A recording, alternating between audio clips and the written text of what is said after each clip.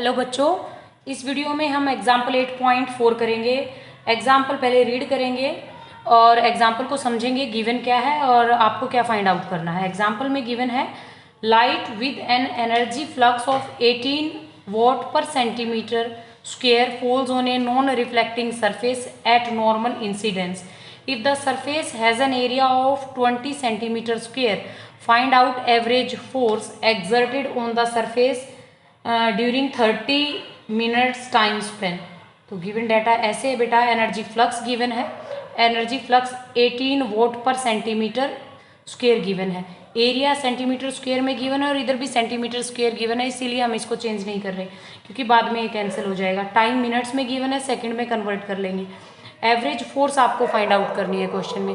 तो average force according to Newton's second law of motion, average force is given by rate of change of momentum, final momentum minus initial momentum divide by time taken. But in case of light falling on the surface, जब light surface पे fall करेगी तो finally उसकी velocity zero हो जाएगी, तो final momentum zero हो जाएगा। तो zero minus initial momentum divide by t, negative sign को इग्नोर करके एक हम सिंपल सी इक्वेशन लिख लेते हैं।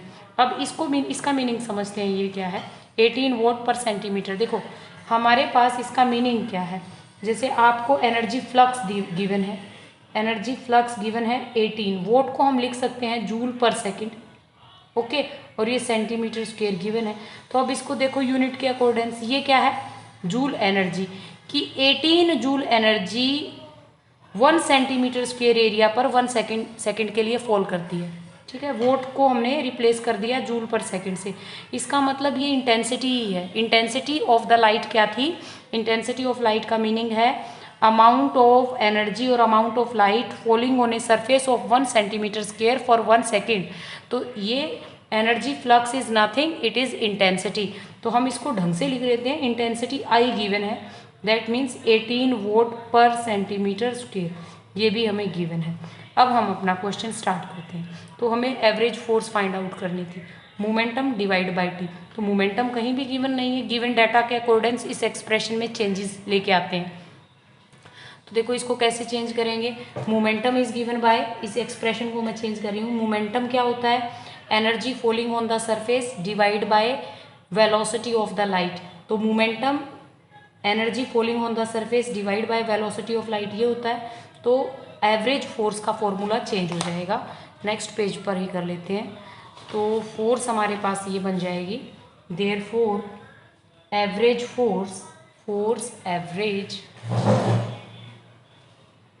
Average force becomes energy falling on the surface divide by velocity of light into T. Value put की है मैंने यहाँ पर, मोमेंटम की बजाय ये पुट कर दिया है, लेकिन अब भी हमें एनर्जी कितनी फॉल हो रही है वो भी नहीं पता, तो हमें अब फिर से चेंज करना होगा। But we know that intensity की डेफिनेशन यही है, total energy falling on the surface divide by unit area per unit time.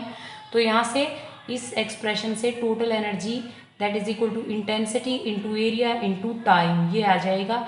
इसीलिए फिर से एवरेज फोर्स की एक्सप्रेशन में चेंजेस आ जाएंगे, intensity area time divide by c into time, time से टाइम कैंसिल हो गया।